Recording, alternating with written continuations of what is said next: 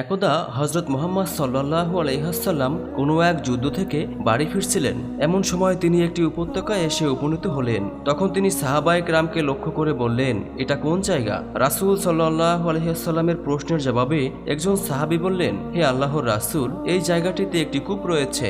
বিগত 1000 বছর যাবৎ এই কূপের ধারে কাছেও কেউ আসে না। হযরত সুলাইমান আলাইহিসসালামের কাছ থেকে পালিয়ে আসা কিছু জিন এখানে এসে তাদের আস্থানা গেড়েছে। তারা যখন সুলাইমান আলাইহিসসালামের কাছ থেকে পালিয়ে এসেছিল, তখন তারা ওয়াদা করেছিল যে কোনোভাবেই তারা তার বশতা স্বীকার করবে না এবং তারা সর্বদাই আল্লাহ ও তার রাসূলের বিরুদ্ধে আচরণ করবে। এই স্থানে নবী সুলাইমান আলাইহিসসালামের সৈন্যদের মাঝে ও জিনদের মাঝে একটি ভয়ঙ্কর যুদ্ধ হয়। সেই যুদ্ধে সুলাইমান আলাইহিসসালামের 1000 সৈন্যকে এই অবাধ্য জিনেরা হত্যা করেছিল। এখন তারা সেই ভয়ানক কূপ ও এর চারপাশে ছড়িয়ে ছিটিয়ে রয়েছে। যখনই কোনো মানুষ সেখানে গমন করে, তখন তারা নৃশংসভাবে সেই মানুষকে হত্যা করে। সাহাবার এমন উত্তর শুনে রাসূল সাল্লাল্লাহু আলাইহি ওয়াসাল্লাম বললেন, ও আচ্ছা, এই তাহলে সেই জায়গা যেখানে সেই ভয়ানক জিনেরা বসবাস করে এবং তারা অন্যায়ভাবে মানুষকে হত্যা করে। যদি এমনই হয়ে থাকে তাহলে তোমরা সকলেই এখানে থেমে যাও, কেননা এর একটা প্রতিকার আমাদের করতেই হবে। আমরা কখনোই অন্যায়ভাবে মানুষকে হত্যা করার জন্য তাদেরকে এভাবে ছেড়ে দিতে পারি না। রাসূল সাল্লাল্লাহু আলাইহি ওয়াসাল্লামের আদেশ মতো সাহাবায়ে কেরামের সকলেই সেখানে থেমে গেলেন। তখন রাসূল সাল্লাল্লাহু আলাইহি ওয়াসাল্লাম বললেন, সফরের কারণে আমরা সকলেই পিপাসার্ত এবং ক্লান্ত হয়ে পড়েছি। আশেপাশে কোনো কূপ নেই, অতএব তোমরা যাও, কিছু সংখ্যক লোক গিয়ে সেই জিনদের কূপ থেকে পানি তুলে নিয়ে আসো। আল্লাহর নবীর কথা মতো কিছু সংখ্যক সাহাবী সেই কূপে পানি তুলতে গেলেন। যখনই সাহাবাগণ সেই কূপের কিছুটা কাছে গেলেন, তখনই সেই কূপের ভেতর থেকে একটি ভয়ঙ্কর জিন বের হয়ে অগ্নিমূর্তি ধারণ করলো। তার চেহারা এতটাই ভয়ঙ্কর ছিল যে সাহাবায়ে কেরাম আর সামনে অগ্রসর হওয়ার সাহস পেলেন না। অতঃপর ভীতু হয়ে সকলেই পিছনে ফিরে আসতে লাগলেন। কিন্তু আল্লাহর নবীর একজন সাহাবী তিনি সামনে এগিয়ে যেতে লাগলেন। তিনি মনে মনে বলতে লাগলেন, আমার জীবনও যদি চলে যায়, তারপরেও আমি এই কূপ থেকে পানি উঠিয়ে নিয়ে যাব, কেননা রাসূল সাল্লাল্লাহু আলাইহি ওয়াসাল্লাম আমাকে কূপ থেকে পানি তোলার নির্দেশ দিয়েছেন। অতএব যাই হোক, আমি এই কূপ থেকে পানি তুলে নিয়ে যাবই। কিন্তু যখনই সেই সাহাবী কূপের নিকটবর্তী হলো, তখন সেই ভয়ঙ্কর জিনটি তাকে নৃশংসভাবে হত্যা করলো এবং কূপের কাছে ফেলে রাখলো। আল্লাহর নবীর বাকি সাহাবীরা রাসূলের আকরাম সাল্লাল্লাহু আলাইহি ওয়াসাল্লামের কাছে গিয়ে বললেন, হে আল্লাহর নবী, আমরা সেই কূপ থেকে পানি তোলার জন্য যাচ্ছিলাম, কিন্তু এর মধ্যে দেখলাম একজন ভয়ঙ্কর জিন অগ্নিমূর্তি ধারণ করে সেই কূপের বাহিরে বেরিয়ে এসেছে এবং আপনার একজন সাহাবীকে নৃশংসভাবে হত্যা করে কূপের পাশে ফেলে রেখেছে। হে আল্লাহর নবী, তার এরূপ নৃশংস কর্মকাণ্ডের কারণে আমরা আপনার আদেশ মানতে পারিনি এবং কূপ থেকে পানি উত্তোলন করতে পারিনি। তাদের কথা শুনে আল্লাহর নবী সাল্লাল্লাহু আলাইহি ওয়াসাল্লাম বললেন, তাদের এত বড় স্পর্ধা যে তারা আমার সাহাবীকে নৃশংসভাবে হত্যা করেছে।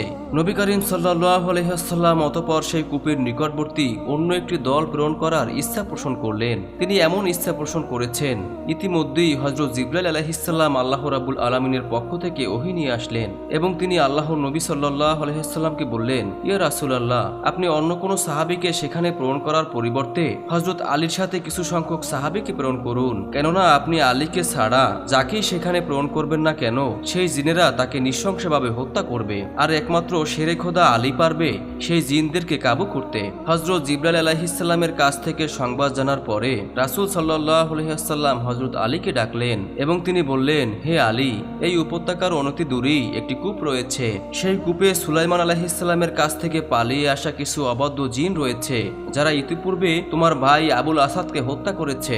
অতএব তুমি যাও, সর্বপ্রথম গিয়ে তাদেরকে ইসলামের পথে আহ্বান করবে। যদি তারা ইসলামের পথে আসতে চায় এবং দিন ইসলামকে কায়েম করে, তাহলে তাদের সাথে আমাদের কোনো ঝগড়া নেই। আর যদি তারা ইসলাম ও শান্তির পথ কবুল করতে অস্বীকৃতি জানায়, তখন তুমি তাদেরকে বলবে তারা যেন এই স্থান ছেড়ে অন্যত্র চলে যায় এবং মানুষের কোনো ক্ষতি না করে। যদি তারা এই কথাতে অস্বীকৃতি জানায়, পরিশেষে তুমি তাদের সাথে জিহাদে অবতীর্ণ হবে এবং আল্লাহর নাম নিয়ে তাদের সাথে যুদ্ধ শুরু করবে। আশা করি আল্লাহ রব্বুল আলামিন তোমাকে এই যুদ্ধে কামিয়াব করবেন। হযরত আলী রাদিয়াল্লাহু তাআলা আনহু আল্লাহর রাসূল সাল্লাল্লাহু আলাইহি ওয়াসাল্লামের কাছ থেকে এই হুকুমটির অপেক্ষা করছিলেন। তখন তিনি কিছু সংখ্যক সাহাবীদেরকে নিয়ে সেই জিনদের কূপটির দিকে রওনা করলেন।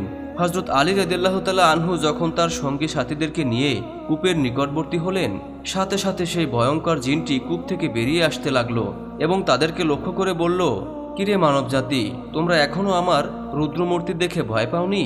আমি ইতিপূর্বে তোমাদের একজনকে নৃশংসভাবে হত্যা করেছি, এখন তোমরা আবার এসেছো আমার কাছে।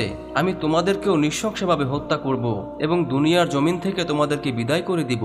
হযরত আলী রাদিয়াল্লাহু তাআলা আনহু জিনের একথা শুনে বললেন, হে আল্লাহর নাফরমান জিন, তুমি জেনে রাখো আমি শিরে খোদা আলী, আর আমাকে তোমাদের কাছে পাঠিয়েছেন কুল কায়নাতের নবী হুজুর আকরাম সাল্লাল্লাহু আলাইহি ওয়াসাল্লাম। আমি তোমাদেরকে তার নির্দেশে সর্বপ্রথম বলছি, তোমরা ইসলাম কবুল করো। হযরত আলী রাদিয়াল্লাহু তাআলা আনহু এর কথা শুনে সেই জিনটি অট্টহাসি দিয়ে বলল, দুর্ভাগ্য তোমার আলী, কিছুক্ষণের মধ্যেই তুমি এই দুনিয়ার জমিন থেকে বিদায় গ্রহণ করবে। আর ইসলাম গ্রহণের কথা বলছো, সেই ইসলামকে তো আমি আজ থেকে 1000 বছর পূর্বে লাথি মেরে ছুঁড়ে ফেলে দিয়েছি, আর কোনোদিনও ইসলামের বশতা স্বীকার করব না। তখন হযরত আলী রাদিয়াল্লাহু তাআলা আনহু বললেন, আমি দ্বিতীয়বার তোমার কাছে প্রস্তাব দিচ্ছি, তোমরা যদি ইসলাম গ্রহণ করতে না চাও তাহলে এই স্থান ছেড়ে অন্যত্র চলে যাও। তোমরা নৃশংসভাবে মানুষকে হত্যা করেছো এবং মানুষের জীবনকে তোমরা অতিষ্ঠ করে রেখেছো। তখন সেই জিনটি বলল, কল্পনা দেখা ছেড়ে দাও আলী, কোনোদিনও আমরা এই স্থান ছেড়ে চলে যাব না।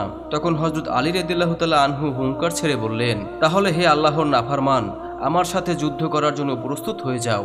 তখন সেই জিনটি বলল, তুমি একজন দুর্বল মানব সন্তান, আর তুমি যুদ্ধ করবে আমার সাথে? দেখি তোমার গায়ে কত জোর। এই বলে সেই জিনটি হুঙ্কার ছেড়ে হযরত আলী রাদিয়াল্লাহু তাআলা আনহুর উপর ঝাঁপিয়ে পড়ল, আর সাথে সাথে হযরত আলী রাদিয়াল্লাহু তাআলা আনহু তার হাতে থাকা জুলফিকার তরবারিটি দিয়ে এক আঘাতেই সেই জিনটির মাথা দ্বিখণ্ডিত করে ফেলল। সেই জিনটি নিহত হওয়ার সাথে সাথে উক্ত কূপের ভেতর থেকে হাজার হাজার জিন উপরে উঠে আসতে লাগলো এবং তারা ভয়ঙ্কর সব আওয়াজ করতে লাগলো। তাদের ভয়ঙ্কর আওয়াজে আসমান ও জমিন প্রকম্পিত হতে লাগলো। এই অবস্থা দেখে হযরত আলী রাদিয়াল্লাহু তাআলা আনহু কুরআনুল কারীম থেকে কিছু আয়াত তেলাওয়াত করতে লাগলেন। যখনই হযরত আলী রাদিয়াল্লাহু তাআলা আনহু কুরআনের আয়াত পাঠ করতে লাগলেন, তখন সেই জিনদের গায়ে আগুন জ্বলতে লাগলো, আর তারা কূপটির উপর স্থির থাকতে পারল না। কূপের উপরে স্থির থাকতে না পেরে চিৎকার করতে করতে তারা সকলেই কূপের ভেতরে প্রবেশ করলো। তখন হযরত আলী রাদিয়াল্লাহু তাআলা আনহু কূপ থেকে পানি উত্তোলন করার জন্য কূপটির কাছে গেলেন এবং একটি বালতি কূপের ভেতরে নিক্ষেপ করলেন। কিন্তু কূপের ভেতর বালতিটি যেতেই জিনেরা সেই বালতিটিকে কূপের উপরে নিক্ষেপ করলো এবং তারা পানি তুলতে দিল না। অতঃপর হযরত আলী রাদিয়াল্লাহু তাআলা আনহু পুনরায় বালতিটি কূপের মধ্যে নামিয়ে দিলেন, কিন্তু আবারও সেই জিনেরা বালতিটিকে কূপের উপর নিক্ষেপ করলো। যখন তারা এভাবে কয়েকবার বালতিটি কূপের উপর নিক্ষেপ করলো, তখন হযরত আলী রাদিয়াল্লাহু তাআলা আনহু রাগান্বিত হয়ে গেলেন। অতঃপর তিনি বালতিটিকে রশি থেকে ছাড়িয়ে নিয়ে রশির এক পাশ শক্ত করে তার কোমরে বেঁধে নিলেন এবং অপর পাশ তার সঙ্গী সাথীদের হাতে দিয়ে বললেন, তোমরা শক্ত করে এই পাশটি ধরে থাকবে। অতঃপর হযরত আলী রাদিয়াল্লাহু তাআলা আনহু সেই কূপের মধ্যে নেমে গেলেন। কূপের মধ্যে গিয়ে হযরত আলী রাদিয়াল্লাহু তাআলা আনহু দেখতে পেলেন বিদঘুটে চেহারার অসংখ্য জিন তাকে ঘিরে ধরেছে। অতঃপর তারা হযরত আলী রাদিয়াল্লাহু তাআলা আনহুর উপর ঝাঁপিয়ে পড়ল। হযরত আলী রাদিয়াল্লাহু তাআলা আনহু একটি করে জিনের মাথা কাটতে লাগলেন। বর্ণিত আছে, এভাবে তিনি সেদিন একাই 20,000 জিনকে হত্যা করেছিলেন। যখন জিনেরা দেখল তাদের সকল যোদ্ধা নিহত হয়ে যাচ্ছে এবং যখন তারা বুঝতে পারল এই আলীর সাথে পেরে ওঠা সম্ভব নয়, তখন তারা হযরত আলী রাদিয়াল্লাহু তাআলা আনহুর কাছে গিয়ে করজোরে মিনতি করল, হে আলী, আপনি আমাদেরকে ক্ষমা করে দেন, আমরা আমাদের ভুল বুঝতে পেরেছি। আপনি আমাদেরকে এখন যা করতে বলবেন আমরা সে কথা মেনে নেব। তখন হযরত আলী রাদিয়াল্লাহু তাআলা আনহু বললেন, যদি তোমরা প্রথমেই আমার কথা মেনে নিতে তাহলে আমাকে যুদ্ধ করতে হতো না এবং তোমাদের এতগুলো জিনের প্রাণ হারাতে হতো না। তোমাদের কাছে আমার একটাই দাবি, তোমরা কালিমা পাঠ করে মুসলমান হয়ে যাও এবং তোমরা শান্তির পথ অবলম্বন করো, নৃশংসভাবে মানব হত্যা করো না। তোমরা বলো লা ইলাহা ইল্লাল্লাহু মুহাম্মাদুর রাসূলুল্লাহ।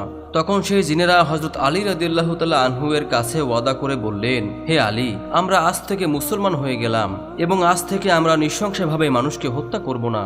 আমরা আজ থেকে আল্লাহ ও তার রাসূলের প্রতিটি নির্দেশ পুঙ্খানুভাবে মেনে চলব এবং কোনো দিনই আল্লাহ ও তার রাসূলের বিরুদ্ধে আচরণ করব না।